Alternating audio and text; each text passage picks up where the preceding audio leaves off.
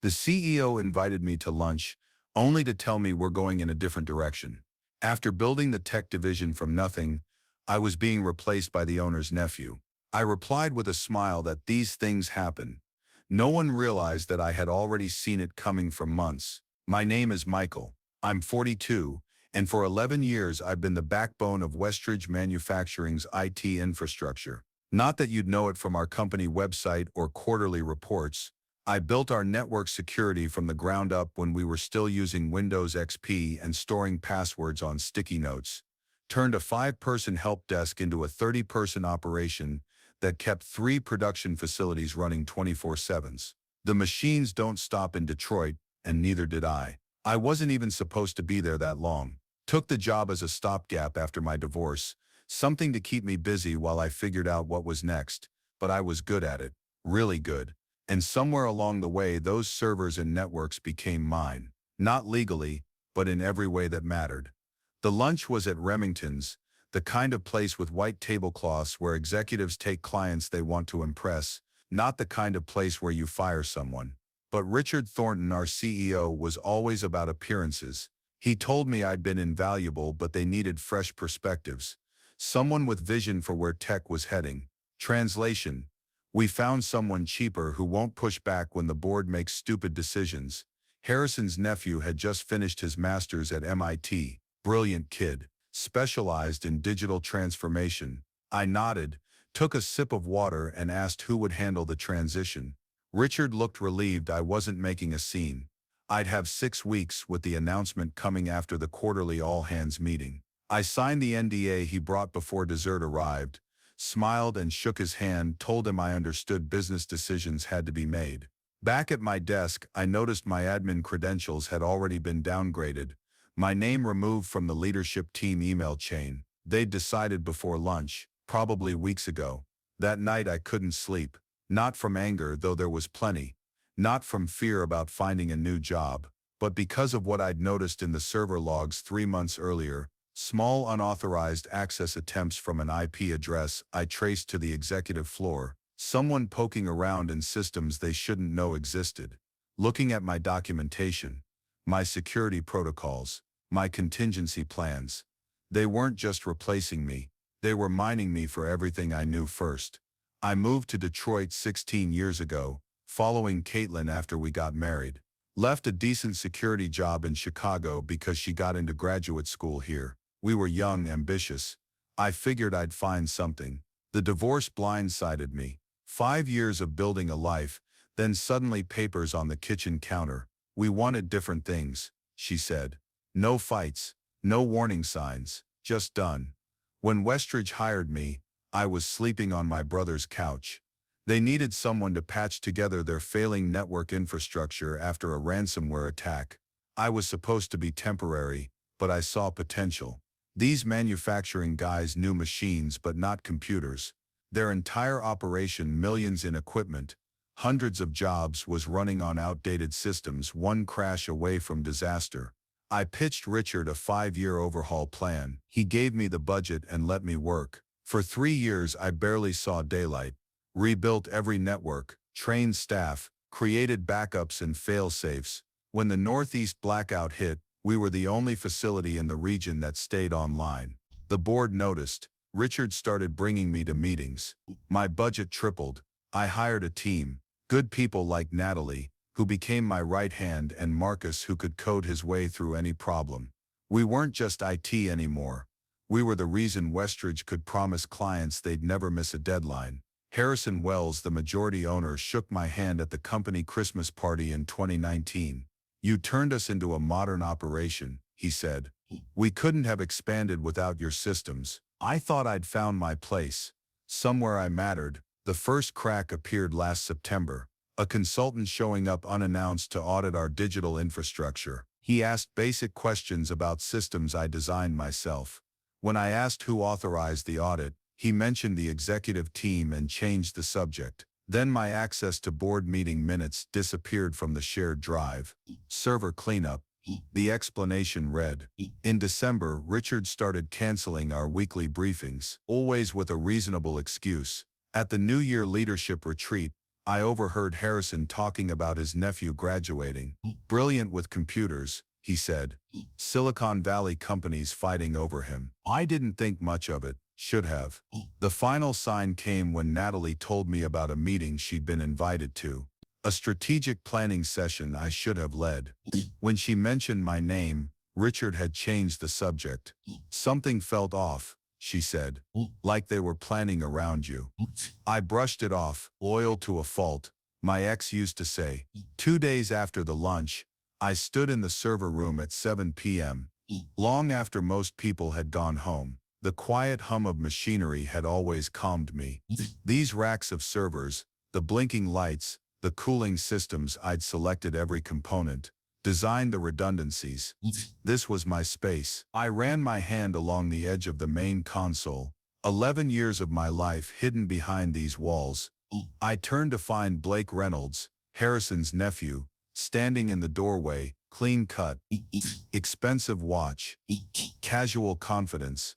Couldn't have been more than 30. I told him I was just doing routine checks and asked if he needed something. He was getting the lay of the land, walking in like he already owned the place. Richard had mentioned I'd be showing him around soon. Blake studied the server configuration, calling it impressive but a bit old school. I'd upgraded these systems 8 months ago. He continued by saying my documentation was thorough. He'd been reading through my protocols and had some ideas for modernization. He said it like he was doing me a favor. I told him I looked forward to hearing them. But the words tasted like chalk. After he left, I sat down at my workstation and opened the access logs. Blake's credentials had been created 3 weeks before my lunch with Richard. He'd been given top-level administrator access already. Viewed my entire documentation library. I pulled out my phone and texted Marcus to meet tomorrow before work for coffee at Cooper's. That night I drove to the lakefront, parked where Caitlin and I used to watch sunsets. The water was black under the winter sky. I thought about the day Richard had promoted me to director. "You're the backbone of this place," he'd said. "We couldn't run without you." Turns out backbones are replaceable too. Marcus was already at the coffee shop when I arrived the next morning, dark circles under his eyes. He knew something was wrong. I told him they were phasing me out. He nodded slowly. He figured as much. They'd been asking weird questions, having him explain my systems for a couple weeks now. He apologized for not telling me sooner. I didn't blame him. Marcus had kids, a mortgage. He asked about my plan. I hadn't realized I had one until he asked. But sitting there watching early morning commuters hustle past the window, something settled inside me. A clarity I hadn't felt since finding Caitlin's divorce papers. "They think everything's in the documentation," I said quietly. "But we both know it's not." Marcus leaned forward. "The proprietary tools, the workarounds." I nodded. "The patches I built that aren't in any manual, the custom monitoring system, the client interface no one else fully understands." I assured him I wasn't going to sabotage anything, but I wasn't going to give away what's mine either. Marcus studied me for a moment, then nodded. He understood. I needed copies of everything I developed personally, and I needed to know who's still loyal. The official announcement came during the all-hands meeting the following week. Richard standing at the podium, talking about exciting transitions and fresh perspectives. Blake beside him, smiling politely at the appropriate moments. Richard said I had been instrumental in building their IT infrastructure, and they were grateful for my contributions as I helped them transition to Blake's leadership over the next 6 weeks. Murmurs rippled through the room. Most of the IT team looked shocked. Natalie's eyes found mine, from across the room, a silent question. I gave her the smallest of nods. After the meeting, I requested a sit-down with Richard and HR, pointed out that several of the systems Blake would be taking over were built by me outside normal work hours, using my own development framework. HR told me the employment contract was clear. Anything developed during my tenure is company property. I countered that the System Hub interface was developed before I joined Westridge. I licensed it to the company but retained ownership. It was right there in the original agreement. Richard shifted uncomfortably, saying that was 10 years ago. And the company had evolved, so had System Hub.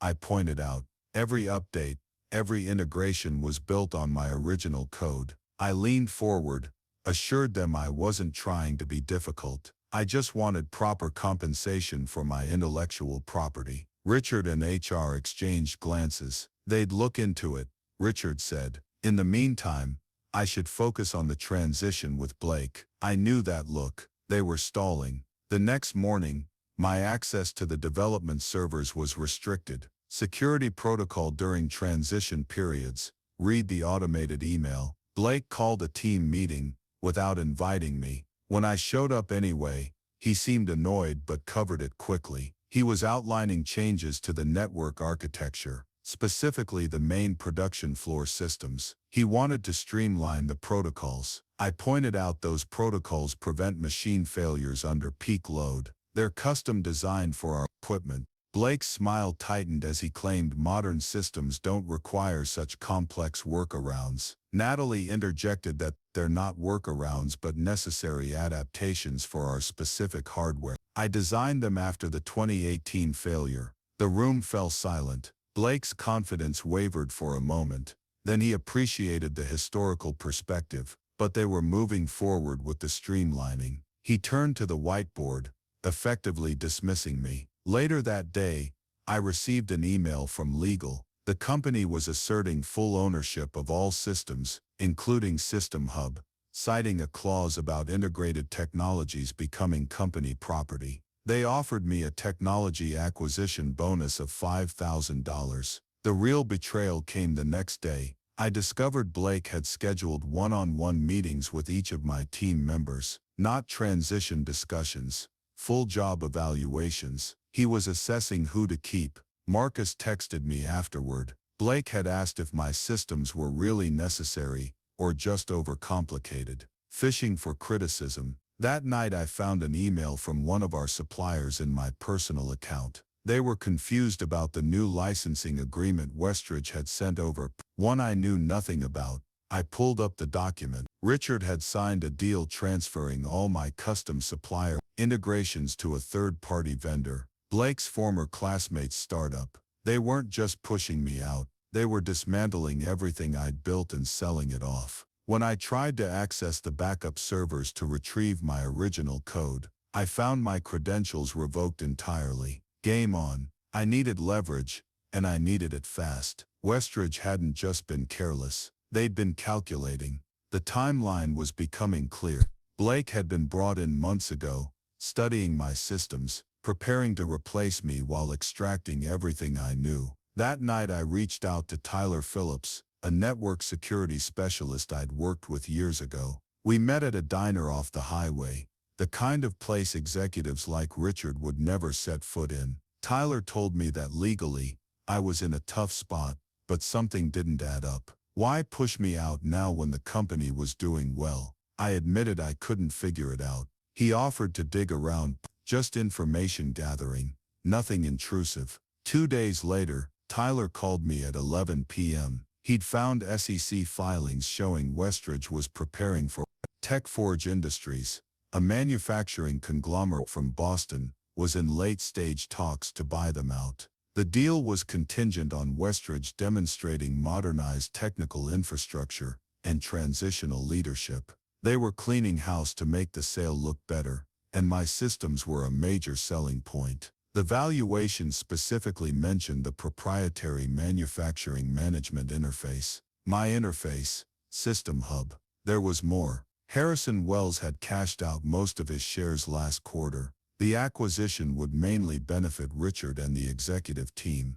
They get golden parachutes and executive positions at TechForge. The piece that broke me wasn't the acquisition. It was finding emails showing Richard and Harrison had discussed replacing me over 6 months ago. I was pulling all-nighters to fix a major security breach. They were interviewing Blake. I drove to the old industrial parks where I'd first sketched the System Hub architecture, back when it was just an idea. Sat in my car until dawn, watching the sky turn gray over abandoned warehouse. When I got home, I found an old external hard drive in my closet, plugged it in and found what I was looking for.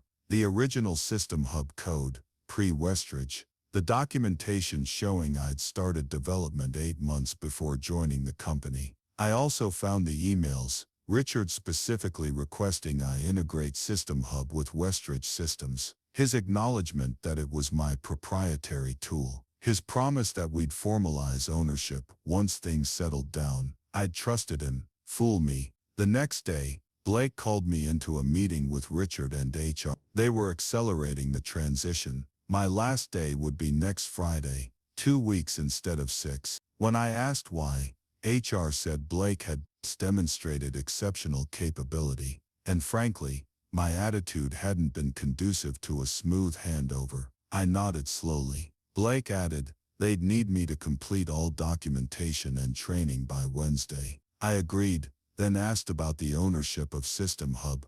Had they had time to review the original agreements? Richard's expression hardened. Their legal team had determined that all integrated systems fall under company ownership. The separation package was generous. He suggested I take it.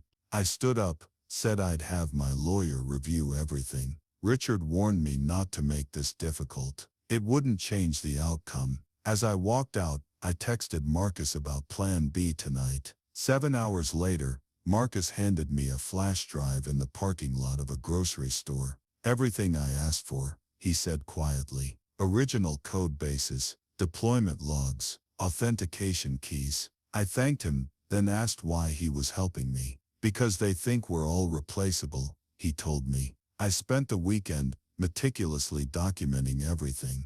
The original System Hub code, the emails with Richard, the licensing agreements, the dates proving I'd developed the core technology before Westridge. Monday morning I arrived early, found Natalie, already at her desk, looking tired. She mentioned the accelerated timeline, and asked how the team was taking it. Not well, I told her.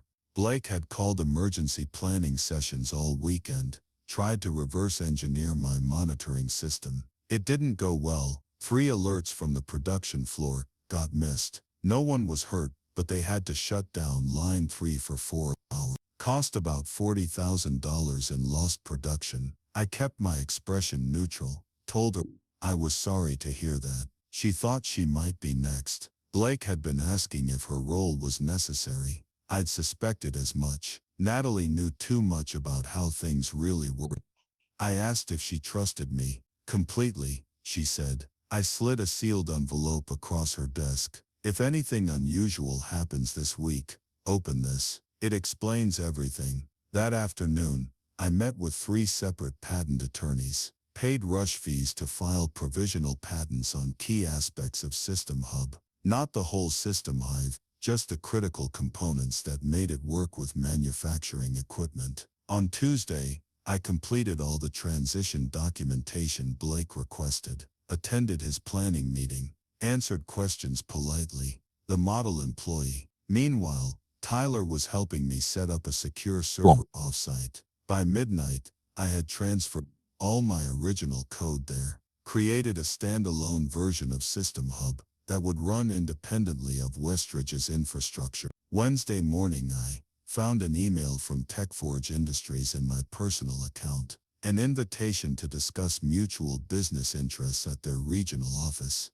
They'd heard I was leaving Westridge and were interested in my expertise. Someone was hedging their bets. I forwarded the email to my lawyer, then made a call to TechForge's VP of Operations, suggested we meet after my official departure from Westridge. He agreed immediately. That night, I executed the key part of my plan. Using the access credentials Marcus had saved, I updated 3 critical components of System Hub. I added digital signature verification that would check if the code had been modified by unauthorized parties. I updated the license to expire in exactly 8 days. The day after my official departure, I created a clean legal transition path. The system would continue functioning if a proper licensing agreement was signed. Nothing destructive, nothing malicious, just protecting what was mine. On Thursday, Blake pulled me into his office. Some team members said I'd been acting strangely. He wanted to know if there was anything he should know about.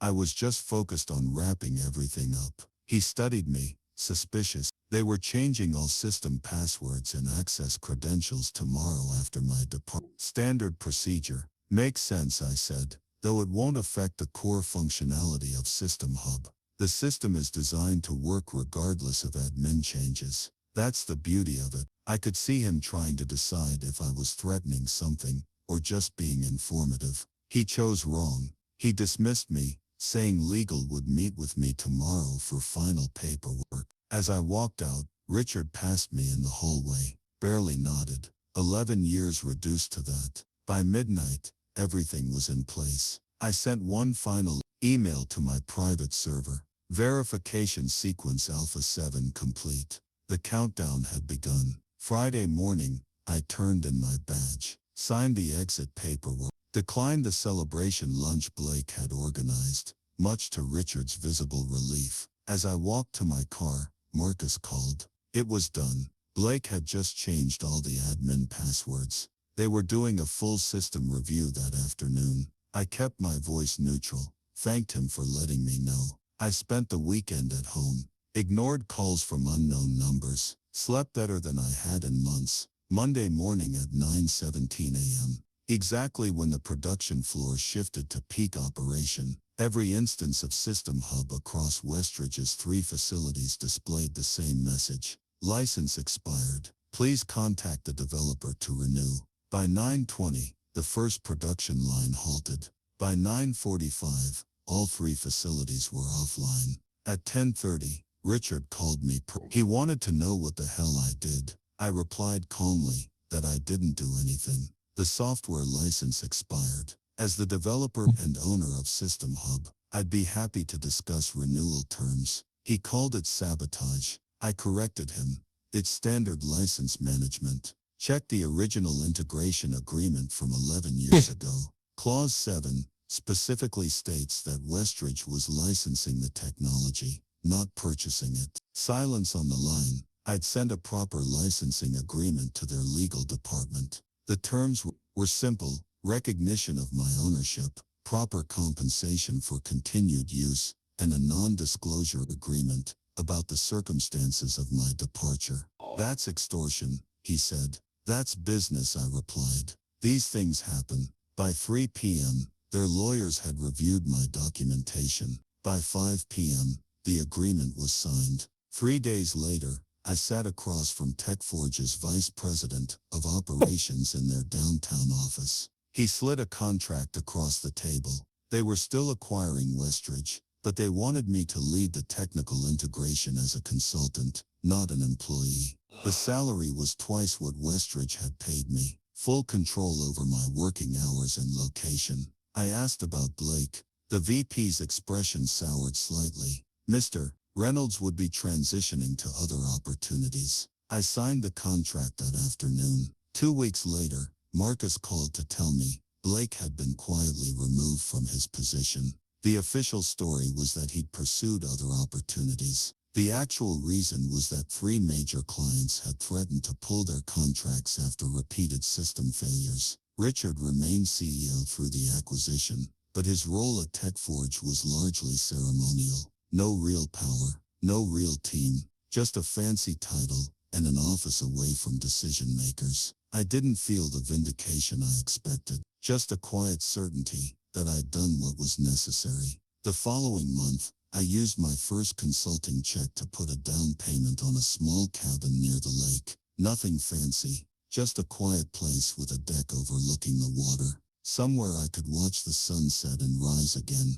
Natalie joined my consulting team 3 months later. Then Marcus. Eventually, half my old department was working with me, not for me, partners in a growing business. I ran into Richard at a restaurant downtown about a year after everything happened. He started to turn away, then stopped, came over to my table. You won, he said simply. I looked at him, really looked. The strain around his eyes, the slightly rumpled suit. He'd aged. It wasn't about winning, I replied, meaning it. It was about value, knowing what you're worth. He nodded once, then walked away. I sat there a long time, watching the city lights come on across the river, thinking about systems, The ones we build, the ones we break, and the ones that ultimately outlast us all.